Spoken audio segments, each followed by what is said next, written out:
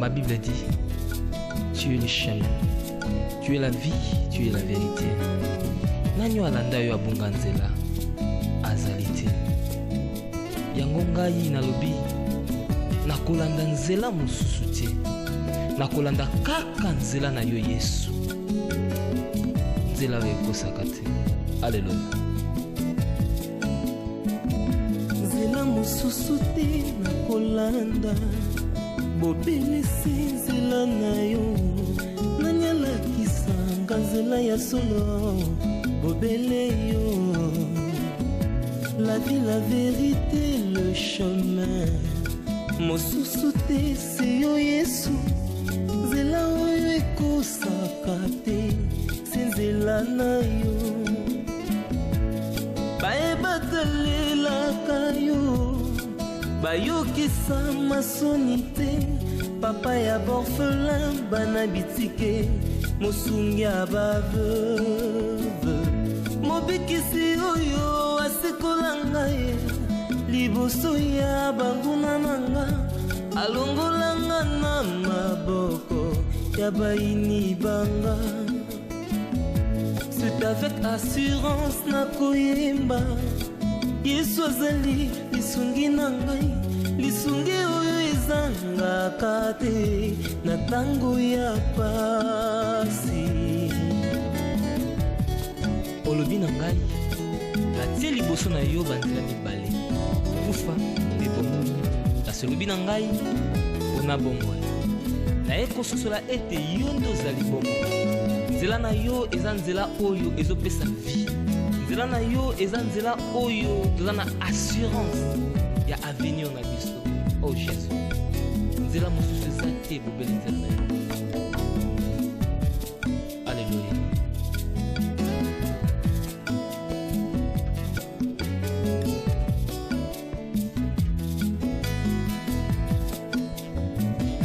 Nzela mosusu te nakolanda. Bobelisi nzela na yo. Nani alakisanga nzela ya solo. Bobele yo. La vie, la vérité, le chemin. Mosusu te se yo Yesu. Nzela oyo ekosaka te. Maman, jusque-là, vous ne dites rien. Ok? Mais je veux savoir, c'est ça, c'est important pour moi. C'est important. Savoir quoi, Pierrot, hein? Je suis fatigué, na lembi, yaya. Il y a quelque chose qui se cache maintenant dans cette maison où on a évité. Je ne sais même pas sur Nazanani. Parce que comment ça? Testament et Salama? Nga, le fils à papa Nazaki Nakati, c'est quoi? Pierrot, c'est pour ça que je suis derrière les avocats. Nga, moi, tu as vu? Il ne m'a accordé que 10%, il y a ma bien naïe. Pourtant, on s'est marié légalement. Et je suis derrière les avocats pour ça. Il a refusé maintenant à son fils de droit. Je veux savoir ça, le bien, tout ça. Je même pas 1%. Pierrot, ne t'en fais pas, chérie. Non. T'as trouvé Non, solution, maman. s'il te plaît. Il y a quelque chose. Non. Il y a quelque chose qui cloche. Ok? Allez, dites-moi.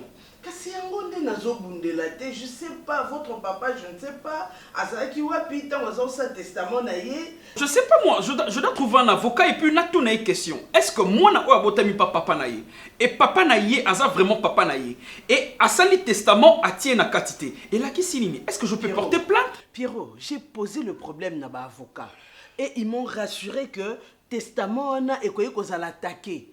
Il faut tout l'indaka procédure. Maman, non. Vous comme moi, hein? Maman, c'est faux. Tu ne parles que de toi, mais il y a aussi fini. Il y a aussi fini. Mais c'est ça maintenant ma question. Et le fait qu'après c'est pas popine, beaucoup plus de pourcentage, mieux soit irrégulier. Maman, je suis pas un gamin, ok? Je peux quitter cette maison, je sais même pas. Je n'ai pas de famille, je n'ai pas de maman, je n'ai pas de papa, je n'ai pas de soeur et frère, ok? Je vais rester comme ça. Et laissez-moi maintenant, je vais passer ma vie comme ça, c'est elle avec ma femme, c'est tout. Parce que là, avec ma maman, on a quelque chose. Comment je vais me retrouver dans le testament? Je ne te cache rien. Maman, tu caches quelque chose, ok? Et ça, irrégularité, pour laquelle on a un avocat. Maman, n'oublie pas qu'après la discussion d'ensemble, moi je trouvais l'avocat à côté pour que Ngaï n'a tout n'est pas question. Mais à ce que ma question, surtout tout Ngaï, Ma réponse Nango et Zakar pas maman. Pierrot. Non. Mais maître Serge ne pouvait que dire ça. Vous connaissez Parce que quelque logiquement, chose. ton papa ne pouvait pas qu'on ça le testament sans que je ne Maman, le sache. ah, mais arrête de mentir, c'est quoi ça? Que n'a pas contenu, c'est ça. Qu'est-ce que vous cachez? Avant que je prenne une décision, et ça sera dur, je vous dis. Je vous dis. Pierrot, je ne te cache rien. Maman, je te cache maman, rien, si chérie. tu-même tu dois me dire quelque chose, Je vas-y. t'aime, chérie. Vas-y, je vais te pardonner. Écoute, maman, je t'aime bien. Je t'aime beaucoup. Je ne sais même pas éloigner qu'on y a le moté, même si c'est la vérité, mon koboengana, non. Mais une fois que au lobby, maman, et puis moi, on a eu s'il te Que plaît. veux-tu que je dise, Pierrot? Maman, maman. Laissons les choses telles qu'elles sont, s'il te plaît. Maman, je suis ton fils, S'il n'est-ce te pas? plaît. Maman, je suis ton fils, n'est-ce pas? Oui, je Maman, t'aime tu m'aimes beaucoup. bien. Je t'aime beaucoup. Ok, vas-y. Dis-moi, raconte, maman. Qu'est-ce qui se passe? Allez-y. Je t'écoute, maman. Oui.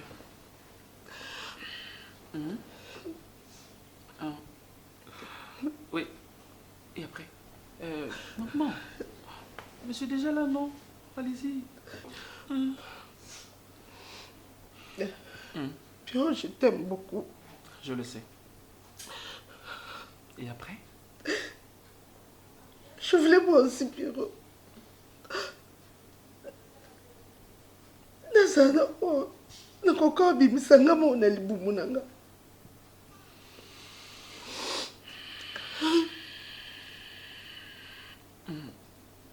Oh, s'il te plaît. Vas-y. S'il te plaît, mon cœur, s'il te plaît. Vous avez rien dit jusque-là. Le Monayo, c'est quoi? Pierrot, pardon. Maman, vous avez déjà Pardonne-moi, commencé, maman. Non, maman, s'il te plaît. Mais maman, non, mon aîné, on s'est dans la douche. Et bon, yo porte la kuna quoi. C'est bon, place qu'à la douche, en tout cas. Voisin Mouzouri. Bon, ça là, plutôt. T'es voisin, moi je prends de l'air. Mais elle aussi c'est là. Non, mais ils doivent tenir compte de ça. Il y en a qui cossonnent. Il y en a l'hôpital qui consomme, elle devait tenir compte de ça. Soit t'as le cœur, t'es moi tort, soit t'es cherches des pailles. Mais vous continuez qu'à côté là. Mais c'était la rabat, ça veut dire monter. Il y a aussi un terme là, mais là, là, faut un mot. Encore mais là aussi. Je sais que de plus en plus tu prends du poids, hein. Mais je te suis, non? Tu me suis en quoi? Aïe, aïe, aïe. Tu sais que c'est Tu t'es regardé? Je me suis regardé en quoi? Moi, j'ai jamais été mince. La minceur n'a jamais été pour moi. Tu le sais depuis que nous sommes tout petits, là. Hein? La minceur n'a jamais été pour depuis que nous sommes tout petits, tu le sais. Laisse-moi ma bouteille, là. Je vais la siroter petit à Je petit. vais pas goûter. Tu as toujours l'habitude de faire ça à mon absence. C'est quoi du besoin de nous signer? On est vers un partage, on va trinquer. Ok. On va trinquer la mémoire de papa chef. Un bon papa. C'était un plus que parent. Tiens. À papa chef. Un papa chef. Mais Isaka, on a un autre mélange. Je te vois d'ailleurs en train de prendre l'alcool. Tu auras des baffes. Mais n'a d'autre que s'habituer à Ndako. Après, Moi, quand on a un ndako, banana l'ingrato et puis on a un ndako. Tu m'entends? À la maison, tu peux en consommer autant que tu veux. Mais malheur à toi, na kuti yo libando me amasanga. Sarah, na bosa na kokoli, na bosa na question comme bassin comme tout. Alors ça putain tout comme ma famille, je vais oublier tout ça. De toute façon, je vais te rosser comme une petite fille, tu n'auras pas idée. Et c'est OK, cool, on te prend. tu as pendant la session semaine prochaine, tu as un blocus. On a bloqué, mais attends, ta minute, notre namon, Natanga na chambre. Na chambre natanga la compte. Na chambre de la ka WhatsApp te natanga ka. c'est ça. On a battu baza mayele. Au moins que yo mon te comme mayele. À force de repousser, il faut étudier, il faut beaucoup lire. Et comme ça m'aide. Tu sais déjà tu es belle. Tu es belle de figure. Tu as un beau teint, tu es belle de taille. Et ce qui nous sont s'associer sur na mayele. Obi qui to connait comme na mususu. Tu sais, de nos jours, la femme, c'est pas seulement le derrière. La femme, c'est pas le corpulence. La femme, c'est pas la démarche. La femme, c'est ça, c'est la tête. Et puis, tu sais, ce que vous avez ni balikate batu bando lingo. Tu seras désiré de tous et de toutes parce que Fiona Zamayel, elle parle bien. Siko ta muta munene bo atteindre aux akizenge aux elote na mutu. Qui dans fou penza. Tu comprends? Il y a aux exemples à chaque fois na mona ka yo pushanga na travailler dur babi. Travailler dur. Oyo yaya sali le ka sala plus na espérana sala plus que yo parce que c'est na tikala kana yo. Parce que senga fait la bosser dur pour les kangate. Là tu me mets en défi maintenant. Parce que fierté na yo et rozala soki na réussir non? Soki na réussir parce que nazaka na yo yo tozo boko langai. C'est ça la effort pour pas regarder mon albano là papa chef a couper d'oignon saison et la cara. On doit doubler. On doit doubler na papa na maman. T'es mal on a talonnant. Parce que dans notre table, notre table, combien on signe l'or? C'est combien? Voilà 3000. Encore on peut mon maman, mon papa. Non papa. On sait compte qui maman, na compte qui yaya. Non. Après na vu au peka marraine. La parraine. La parraine. Comment est thème? Yo mo nyonso. Non, c'est vrai. Attends, mais là ton lia télé lourd. Moi je pense aujourd'hui parce que tu me poses même pas cette question. Non, quand tu attends du moins les la cuisine depuis que tu vas toi. Mais le colo beza. L'on m'a bien bien là. Ouais, qui bien. Quand c'est fait là. Tu as? Oui. Et on dit qui non? On toque à la porte. Tu as bien mangé. Qui avait mangé? Tiens, regarde. Même pas mangé. L'on m'a bien voilà.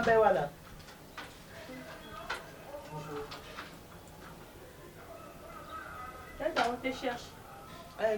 Conseil, tu les connais? Non. Bonjour madame.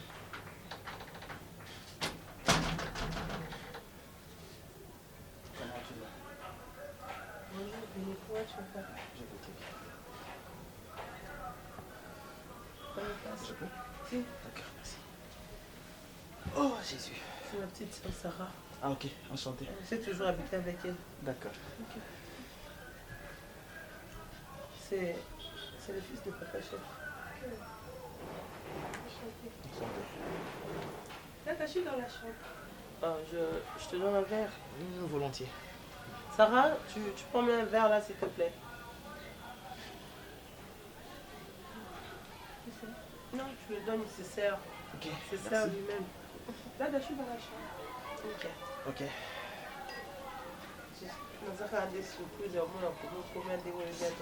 Je me suis renseigné. Comment? Ouais, je me suis renseigné. Tu sauras tout finir. Bah oui, hein. Je me suis renseigné, la poser ma question et puis tu sais que Naza qui bras droit, il y a papa chef, je travaillais plus avec papa. Bah dossier il y a travailleur nyonso. Na ebina ba adresse, ba numéro, ba téléphone, na bino nyonso, je le sais. Donc bah CV qui na bureau. Qu'aimez-vous le nom de cette visite? Je sais que tu sortais avec mon papa. Ça, je le sais. Mais une fois, j'avais demandé à papa, je lui ai dit, relation nayo Ozanango avec la secrétaire, tu risquerais un jour de faire mal à maman. Et je lui avais demandé d'arrêter. Mais ce que j'ai compris, c'est comme si papa arrêta qui n'a été à continuer avec relation là. Et puis tu comptais beaucoup pour lui. Vas-y. Et après, quoi les bons? Je n'ai pas compris. Quoi les bons, comment? Maman, allez-y.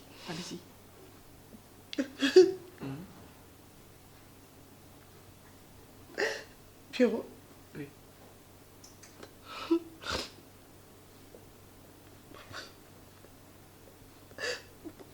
Papa chef. Oui. N'est pas ton père biologique.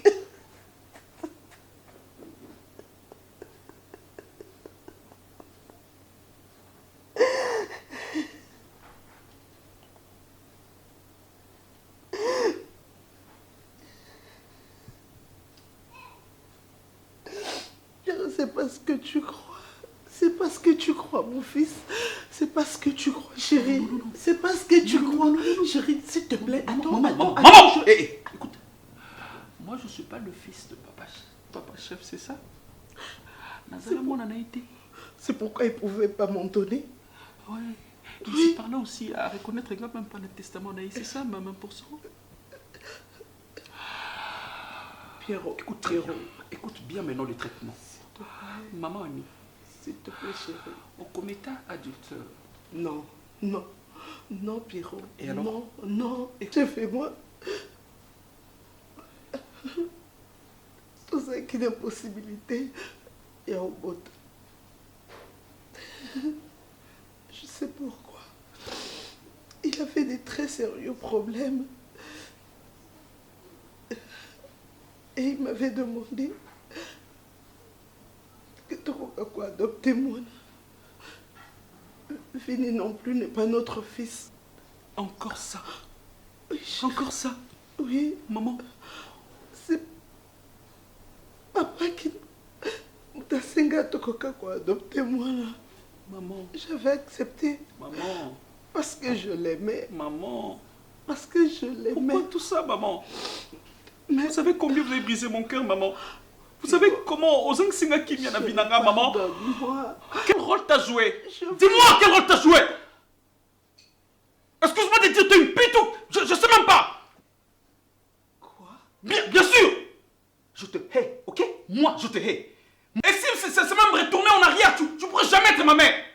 Arrête! Non! Pierrot! Non! Qui pute? Non! Moi pute? Oui, Pierrot! Oui! Oui! C'est ce que tu as fait! T'as la maison de mon salaire! Vini adopté! Et nga moi n'a pas pâté! Pierrot, Nana Soni Nango attend qui était. Ah bon? Tu m'entends? Ah bon? Tu m'entends? Tu n'as même pas dit d'être ma mère. Tu m'entends? Je te jure! Dis tout ce que tu veux. Vaut mieux trouver même Dis une tout ce que tu veux, plaire, Pierrot. Je voulais juste être mère. Papa chef ne pouvait pas faire de moi une mère. Ok. Tu m'entends? Ok. Là, tu t'expliques à qui? Tu m'entends? Je suis pas ton fils. Et il le savait. Non, hé, hé! Il le Non, savait. c'est même pas. Ok? Non, c'est même pas. Si Même s'il le longtemps, savait, moi, je longtemps. mon tas. Pierrot, il te le dira. Car il m'a dit très bien que j'avais caché ce qu'il était. C'est ce que tu vas faire.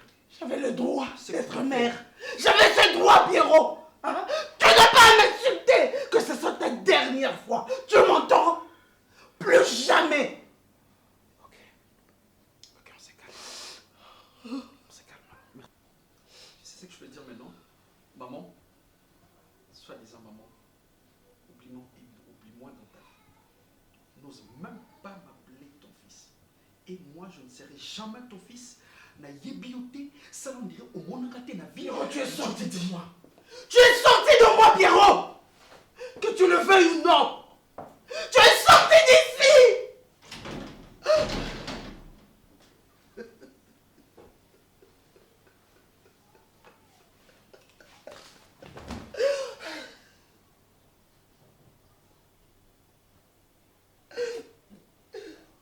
Je l'aimais d'un amour sincère.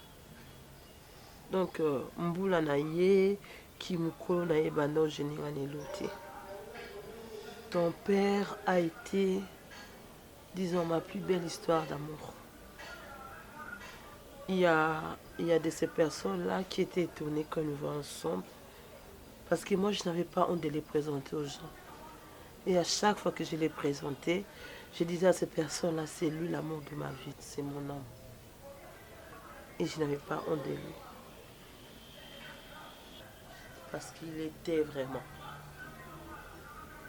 Même moi, ça me surprend. Je pensais peut-être que la relation avec papa chef qui juste une relation courte et tapageuse, une relation sans lendemain. Je pensais peut-être que c'était juste parce que mon père avait de l'argent. Et si je te disais que c'était lui le premier homme de ma vie? Non, arrête ça. Ton père était l'unique. Ah bon? C'était un ami. Arrête de dire ça. Je n'ai jamais connu aucun autre homme à part ton père. C'était un chef. C'était un père. Et Donc ton père était tout pour moi. je comprends tout. Et même le jour où il est mort, nous avons qu'il est out. Il était en zombie. Quelques minutes après sa crise. Il a presque passé toute sa journée ici chez moi à la maison. L'idée qu'il était d'abord au bureau, on était au bureau. Il m'a dit qu'il ne se sentait pas bien. On a quitté le bureau vers 11h. Nous sommes arrivés ici. On est venu dire que le cause au cabinet, c'est vrai que tu rentres chez toi à la maison. Donc on a téléphoné, à bout qui téléphone même sur Nanda. Numéro médecin traitant et Zaki n'a qu'à téléphone. Maintenant rentre, essaie d'appeler ton médecin, explique-lui comment est-ce que tu ressens et puis voilà. Il est à Kedaki, Il ne m'a plus jamais rappelé. Il te voit quand tu es là, papa chef était mort. Je comprends tout maintenant. Je comprends tout. La ligne que moi si à mon nomba la ligne nomba c'est plus la nomba. Mais là il y a un problème qui se passe parce que maman est au courant de votre relation avec papa chef. Ah bon? Ouais. Comment l'a-t-elle su? Je ne sais pas. Tout comme je sais. Ok. Ça fait aujourd'hui 15 ans. Le jour où toi tu nous as surpris. Ouais. On était déjà dans notre 12e année. 15 ans.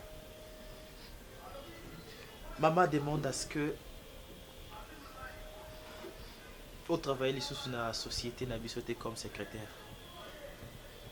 Elle est tellement déçue que papa, pendant toutes ces années, a bandé qu'on trompé Nayo. Raison pour laquelle elle a demandé à ce que, comme je dirige la société, je prends la place de papa aux alliés sous la société. Je ne peux que me plier à sa volonté. Je ne pense pas que ça sera possible. Et puisque maman a décidé ainsi de venir. Maman a décidé déjà, avant tout, je connais tes compétences. Je ne peux pas me plier à ma exigence, maman, parce que je connais ton savoir, je connais tes compétences. On aura besoin de ça dans la société. Merci.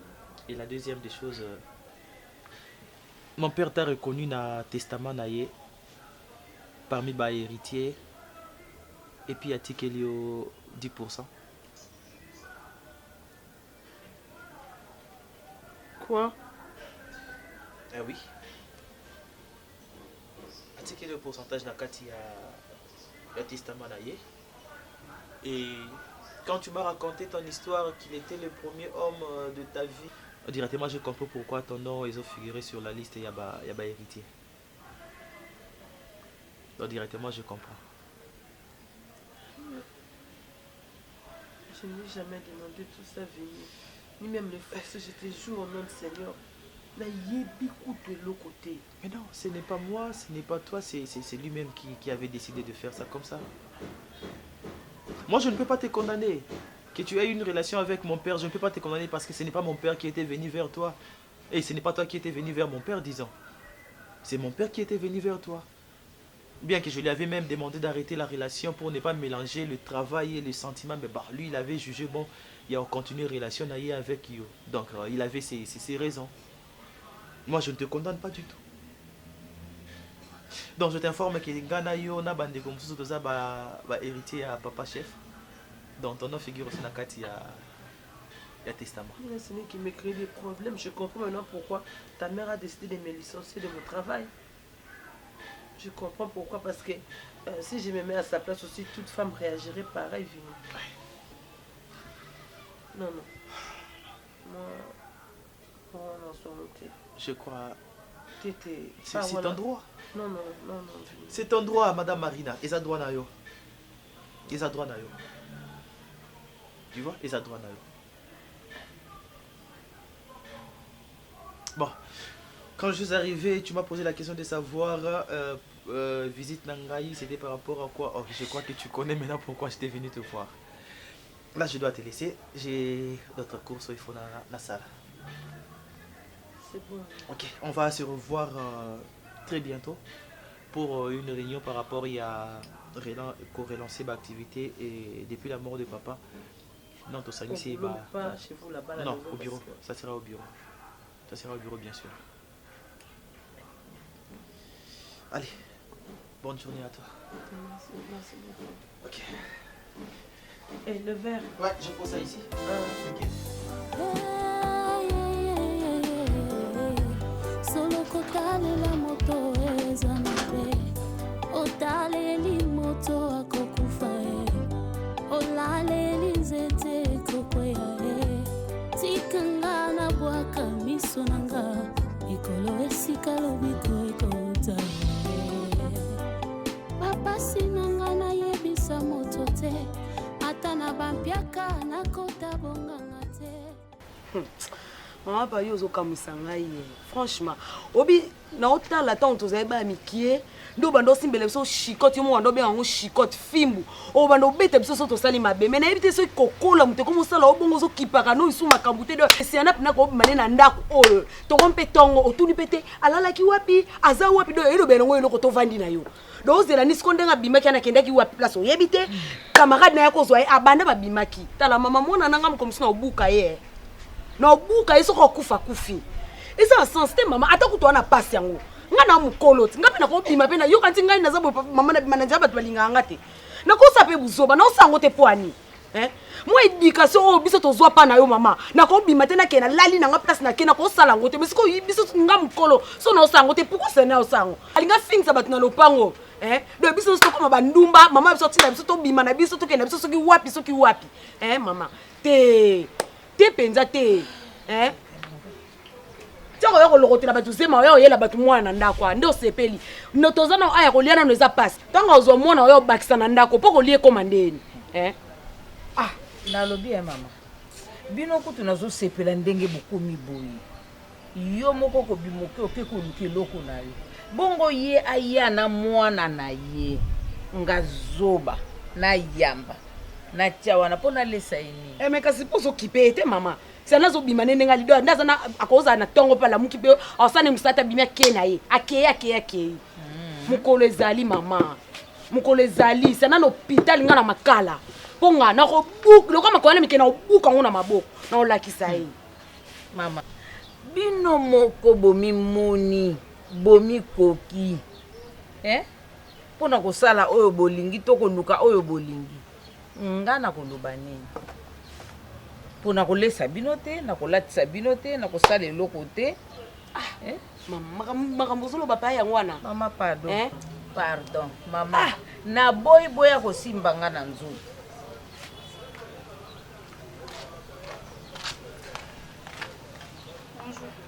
yo uchwa tema na ona tema uchwa yo ba obanga yo do bando bima ipena lobby siana yo bimi na ona ndako kena odo mona mo azanga na eba para bakiba na oloba na yo keba no ibso keba do bimi na ona ndako kena yo kena en tout cas na ebite siko ndo bima kana yebisa ngo yena nini ndo kenda kyo no yena nini bomo ikaka wana oloba no répondre na oloba no répondre nga oina beto na miso mali no na beta yo pardon mama vanda oni bodi ko fingisa ba ikakoya ya Maman, so abimi kuna kezo zemi to so kezo maladi. Elisama kamba zemi uti. Kwa ebimeli na yo ne yeli na o utola na pambali. Yo utola pambali te. Elisama. Na bibala ngo bazanga bagu Ponga pena muta boye penza. So na moni na obanga kana omwa kana tsa kufa na ye. Tala ngwana oyebisa yo. Na kamaradi na yo. Na oloba na yo. Ngam na oloba no mama te. Olo kwa mama mta bondela ka ngasiko na oloba no. Ngai. Mukolo bima na ndaku oyo. Okio lali libanda. Kozonga lisusu ate.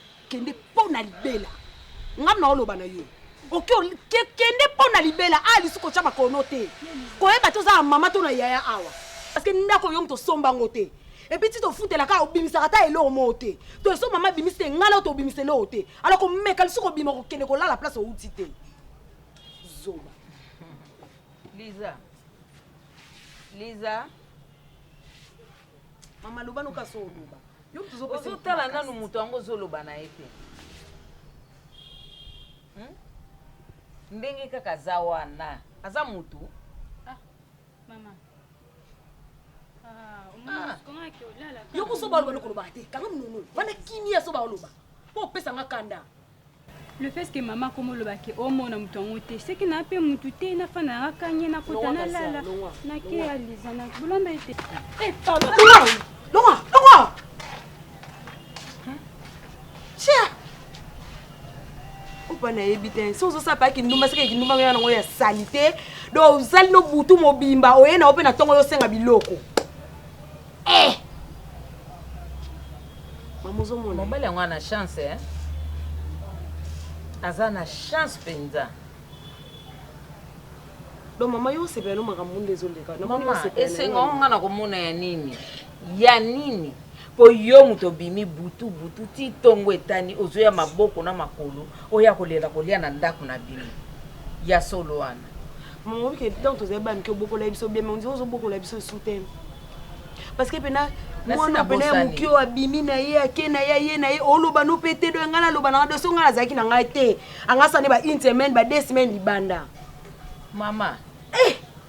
Yo oza ku mama okoli oza kozanga koyeba yo ndo zo remplacer ngai mama pardon yo ndo zo remplacer ngai ko kansate ke ngana zaka kana siko ya koloba loba ya ko beta ya ko sala boto ko zongisa ko bala bote yo nde siko komine sika na ngai soki ngana lobi te yo lobi na beti te yo beti kasi on a lobi muko pe na obuke liboko so ba police ba yo kanganga yo bite ngamo mna pesa ke charge wana nyonso ale bozwa ngabotika bazo batika ngana uzanga mayele komeka ufunga yo komeka ufunga basani wana te bipepe mbonge na simba kaka konzima ayebi sunga moto ezande vanité ata eumeli na zozela tunanga ona yebi epai na Yesu nde lobiko nanga ye ezali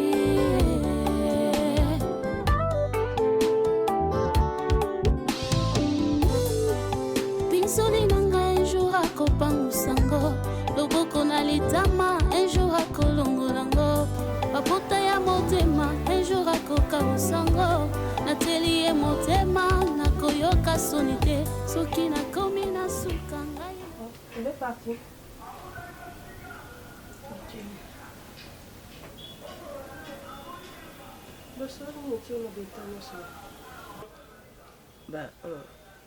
Figure-toi que na kati testament papa chef naza kati. Ah bon? Quoi? Na kati? Je t'ai dit Sarah. Et sa femme à la maison a tout découvert.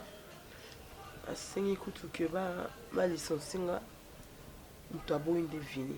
Non maman pourquoi pour réagir ka bongo ko. Mais c'est ce que je dis à Vini. OK, il peut venir au petit ayawa. Il a toujours été au courant de ma relation avec son père. Sarah non dit mais non dit pas wana ti. Oh. Tu m'as parlé comment? Yo senga ki par wana. Attends, mais bon mais la peine papa chef. Eh ba oui balinga bongo te mo ida komaki. Mo ya komaki respecter maloba mo oui. Préjudice na moi si nae peut-être vini kanda comprendre et ba nem susu. Surtout oza na poto na mutune za la bien te. La cadette ou la pas en mal la bandenge ne mo. Moi je n'aimerais pas être dans un conflit, tu vois. Conflit moi est bien d'arrêter parce que un testament yo ozo par na yo après. Tu fais ta vie. De quoi déjà Bobby dans l'entreprise aux amis souhaiter continuer puis na yo. Venir à bino longwate. Et créer ma problème té. C'est ce que je suis en train de le dire. Mais alors je finirai par déposer ma lettre de démission. Mais en attendant, tu restes d'abord dans l'entreprise toi dans l'évolution il y a un testament.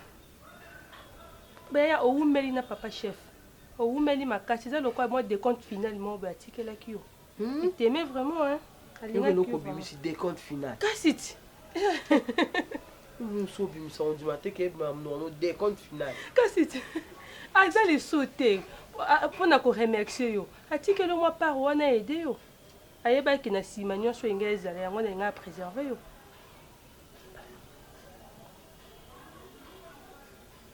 Eze loko kanisa mingi tebe. Et ça l'a mis déjà tous la caca. Bakabola ba parents. 10% de belé hein.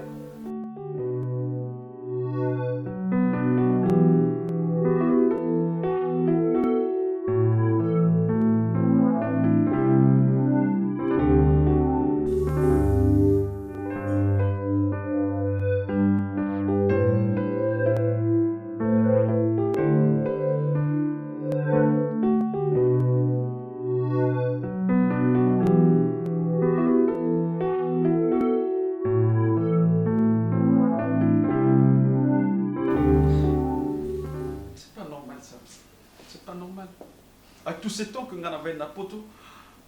Donc j'étais ignorant. Il y a ma camouille, ce qui s'est passé. Namutunanga, natikala jamais kokanisa ko papa moko boye. Je croyais que vraiment moi na papa. T'as le moi na papa.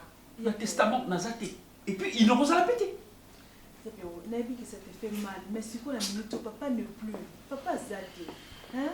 Mais sur ton tika là on vit toi et bandeli to sangana to bongisa yango. Mais ils ont montré que chaque jour, on regretté sur Yango, on sur la première estomac, sur la santé. Et puis, Popine, toi, tu me demandes que Naza la kimia et puis ma malade, tension, on a aussi la tension, t'es comment? Écoute, Popine, c'est vrai que Ebi, que on a un testament, Naza même pas 1%. Mais, voilà, mon gars. Et puis, sois fort. Pourquoi ma casse boy? Est-ce que tu sais d'abord pourquoi on a un pourcentage moroté dans le testament? On t'a expliqué, on a sauté ça, papa, ça ce qu'on a expliqué. Popine.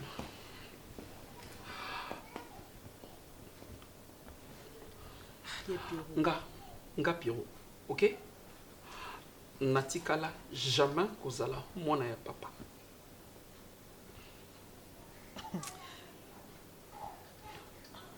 Yo mwana papa chef te. Non. Bon, c'est ça la raison. Il y a un testament natikali pe kozala te. C'est quoi maman Binonal? Maman oui, maman Annie, mais papa nanga, c'était même pas papa chef. Pardon s'il te plaît. Maman la bino maman, donc maman donc à ça l'adultère nandaka liba parce que bon nga siko ngai ya vini. Donc vous comprenez, vous expliquer ngana. Yo souza mona papa te na tu suis vini mona nan tenga siko mona nan vous comprendre. Bon mais qu'on peut éclaircir parce que je ne comprends rien non ebelo te. Popine, tu es une grande fille, OK? Hein? Si vous comprendre. Yo parce que yo za juste na prière vini non pour venir à moi à liboso. Tu parles de quel Vini? Ya Vini moi na Vini, c'est un enfant adopté. Vini ba adoptaye. Vini ba botaye te. Awa te ba pesa mbongo pour que bazoyer. Je sais même pas na misango na phrase nini. Et à part ça, bah toi quand même tu as de la chance. Toi tu as de la chance. Parce que il y a fini par adopter. Ben oui, mais oui. Yonde maman triche. Nga ikutu mwana papa te. Osepele na kiangwa longwa. Asele pe bon moto longwa. Eh, pardon, ngale non. Non ça maman na te. Non ça maman na te. Non la te. Mona bi mona lo wa sopende na. Don la ki se boy. Mama, ole kisaka. Moni lelo. Non tala ngamo. Comment nanga yaka mona na mona lo wa azala mo amala mjoka tokenda na biso. On va tout.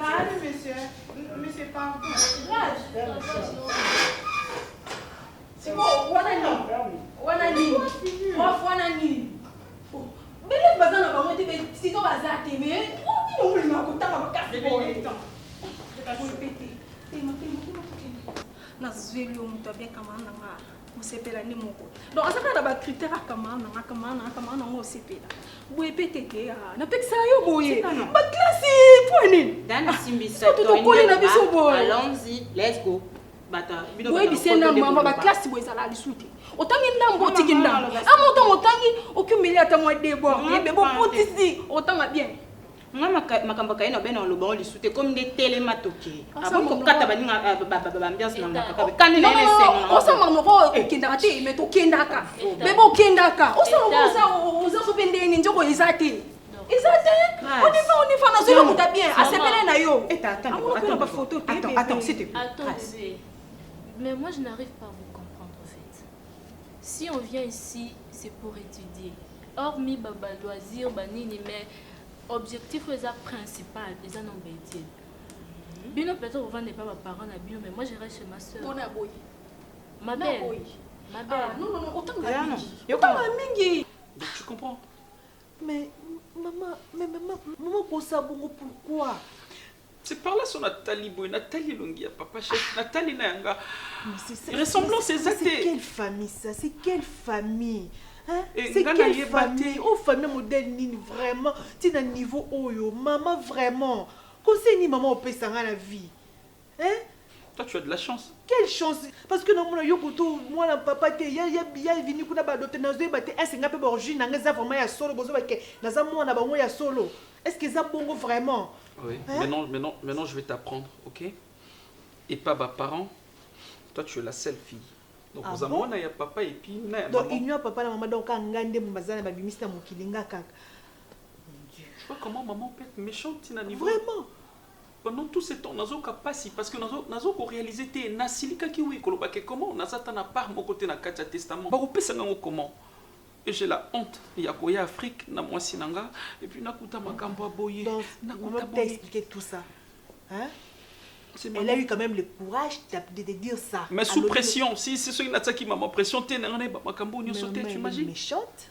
Moi sinanga apprendre que tout ça donc ngai ma écoute, besoin bongo, besoin nyoso ba bien papa tikieza papa na bino. OK? Prenez tout.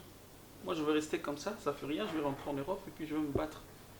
Na banda ko pe déjà kala. Na yebi déjà ko luka na poto. Na yebi nanga caillou. Mais au moins fallait na yebango avant. Fallait pas ba bombelanga. Il fallait maman ayebi sanga bien parce que moi dans ma tête, na tikala jamais je sais pas quel mensonge m'a préparé. Mais écoute, je n'arrive même pas à me ressaisir. Tala, moni boy, et sungotin. Boy, on sunga mate bébé faut soukola. Attends, c'est bon. Grâce.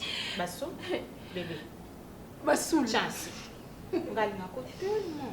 Dorcas. Carré clair, mikolo est fonctionné kana ba moyo. Yo moye biji ya béton. S'il te plaît. Yo na mimoko ba tembo tempo wa mukakae. Ya bon fort. Fia likolo tonda, un bon tonton. À côté de toi, il y a moi ça le tonda, à Sokolio, au Kinanda Kolali Peponga bien. Et puis tonton wana ya kunkité hein.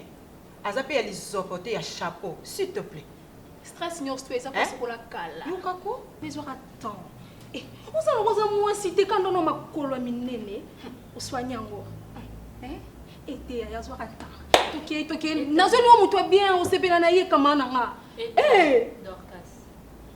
Raison où est Sangisa Bisso dans quatre facultés, c'est d'abord les études. Moi, je ne peux pas. Oui, on ne refuse pas divers. Oui, ça existe. Mais études déjà important. Vous restez chez vos parents. Moi, je reste chez ma soeur. Donc, je ne peux pas commis kotisanaba. Par là, tu veux dire quoi? Par là, je vais dire ceci.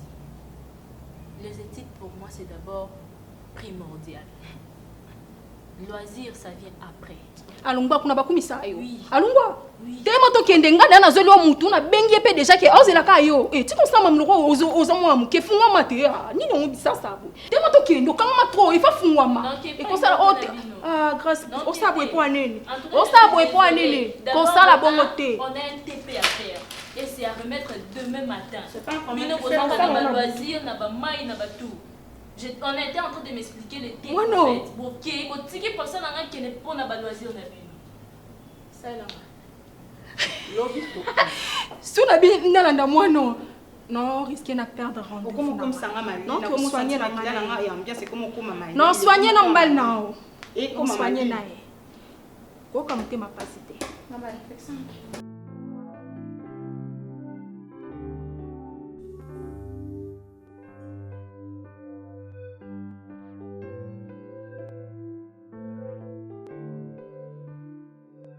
C'est vraiment la sens T. Dans le monde, on dirait que zana mutuna mutu maman na ba secret na ye. Ndeti ya piore bimi bon que nous azala moi na pas, azala jamais moi na papa. Si tu attends, expliquez-moi très bien. Expliquez-moi très bien. C'est pour ça que donc juste quand je suis sorti, la Tikibino avocat, c'est ce qui s'est passé après. Oui, il y a parce que puis mon accord normal t'es comme moi na mi deux toi de comme benga moi na mi balé quoi. Donc atikali ko soit RT. Nde ba maman zua ebisi ke non ndenga za bongo azamo na papa te bona bo ta niveau mutema baba mama ta niveau. Si on a commis tuna, oh bah ici à Pierrot, est-ce que n'a pas maman na yebi est-ce que c'est vrai? Parce que les abomounos sont à secret, maman n'a secret moutounion so yo pose de découvrir secret na yo, ya Pierrot n'engé moko si qu'on a oh bazoloba est-ce que c'est solo? Hein? Est-ce que maman oh maman lo basiko est-ce que nga vraiment na za vraiment moi na papa ya solo pe moi na ya solo parce que puis n'est bon mezaka ba massage. Non arrête, ne faut pas dire ça, ne faut pas dire ça. C'est quoi Pierrot azabi? Et puis au cas maman là c'est passé bon na ndenga mi bongo akei na ka bongo. Bonjour. Ça va? C'est vraiment si côté. Attends, Pierrot c'est quoi azabi? Nabi pesa zata bimeka bole mazu message wana do akei bongo pesa akei pe eyebanite. Bo benge na bande ko benge nzela eleke yeso no yambanga te siko ya mona benge on avana vanda elekite. Donc na ebite so ezandengi. C'est pas sûr que mais parce que pas non économique pas dans la sécurité comme mais habiter c'est pas non ok d'accord je vais essayer à benga na téléphone na ba so kaza place nini na mekana ko rejoindre ok il faut qu'on est-ce que maman sala ou à sala na vie na ye moi je sais pas si parce que alinga ko sur le peut-être vérité et monsieur alinga que sunga a ko bika ko perdre ya piro na likamba mukie kabo opine est-ce que tu penses que c'est facile ok eza mais facile ya ovandisa mwana na yo boyo yebisa ye vérité que oyo aza papa na yo te tu penses que c'est facile pourquoi elle a triché pourquoi elle a commis elle a dit je crois que pourquoi comment a dit à propos na nini il faut nakutana na Pierrot parce que maman soki asoyi na Pierrot c'est que yemo kwa na ba raison oyo avancé pas ya Pierrot s'il te plaît arrête de dire ça c'est notre maman ok popine ça maman na biso papa quel que soit problème il fallait la fidèle mais non quel que soit problème maman c'est qu'il y a des problèmes qui se sont passés na kati ya couple entre papa et maman parce que imagine papa dans la carte de mariage papa trompe maman avec sa secrétaire okay? Et puis maman à qui ça ma comme elle libana donc non pour encourager maman d'infidélité infidélité mon bali je n'ai pas encouragé et comment et là mo boy et ça non normal parce que nzamba sala bino bongo pour l'infidélité ça la bongo atobi ke ndonga mo bali na ngai faut na sale bona kalingele sur le ni ko ya sala bo jamais à tomber toujours l'infidélité mais infidélité moi si en tout cas ba tolérer en côté Pierrot. Écoute, calme-toi, tu veux? Calme-toi. Cette dame-là, c'est ta mère. C'est ta mère. C'est ma mère. Ne me regarde pas de cette façon. Elle n'est pas ma mère, chérie. Non. Que tu veux ou pas, c'est ta mère. Déborah, est-ce que vous connaissez ma cambona nyoso kangana mutu nangana yeba que mon père c'était papa chef. Tu veux? Je te demande de te calmer. Tu vas prendre m'écouter. Et puis on va prendre notre temps pour essayer de réfléchir qu'est-ce qu'il faut faire. Pour l'instant, qu'est-ce qu'on va faire encore? Chérie, s'il te plaît. Pour l'instant, ce que tu vas faire, tu retournes chez ta mère. Essaye un peu de reparler de la situation. D'accord? Déborah, chérie, s'il te plaît. Je peux tout faire sauf ça. Je peux tout faire, chérie. Écoute, sauf ça. Je sais, moi, je suis humiliée. Pour l'instant, tu es abattu, tu es humilié. Mais elle reste ta mère. Ok? Écoute, ce qu'a fallu à moi, c'est parce que elle avait besoin d'avoir un enfant. Et cet enfant-là, le bébé qu'elle attendait, c'est toi. Ma chérie. C'est toi le bébé que maman y attendait. Et tu as fait son bonheur au cas où tu l'aurais oublié. Ma chérie, devait être patiente quand même. À chaque fois, on a maman, toza biso mibale. Maman sakoli. Lolo maman ozala na ete toza biso mibale. Sena na ngai. Ba vini ni oyo koma na oleki na nga. Combien de fois sena nazo vandisa ona butu nazo teya yo na moi nazo teya yo sena na ngai. Okoma soso binyo kei na lobi na gangi na lobi na beti. Na komi na suka na oyeba sito na saa nini. Ya vini ni oyo zo luka. Toza na biso awa bat nyonso ba yebi to na biso na eloko te. Sena na okende ko bakisa pasi likolo ya pasi. Lelo banzelo kendaka kuna. bavie ya butu eza na baréalité ebele nga na yaya ti nga mpe nakosala ngo nga aza mabe te so na bino abima na ville wana nasala buzoba wana sena na osala ngo mpe nakozwa mibale omona pele mosusu tochange vie me nakosala ngo te naza moto oyo na mipesaka respect epuis na dimanche nakendaka prière eleki na ngai senana te yao ndenge nini yaya okendaka kosala soki kindumba soko obimaka soko osalaka nini yaya oyaka na ntongo eloko moko te nayebi te ozodétruire nzoto na yo mpo nde ozala na ndimi te koza moseka osobebisa nzoto na yo siana ya eloko te ngai nayebi bato mosusu bazalaka naboma nzoto na ngai mobali akodécouvrir ngai asombelanga ta lopango modebala akodécouvrir ngai apesa ntataba yo nayebi te yaya ata kuti babi chance eloko pamba okobima mpe na nzela mobala malonga akoki kobala okotelema mpe na ville mobala akoki kobala me biso eza na famille na biso te siana eza na famille na biso te yaya ozoluka nini eleki na ngai ozoluka nini sena wapi nzoto yaya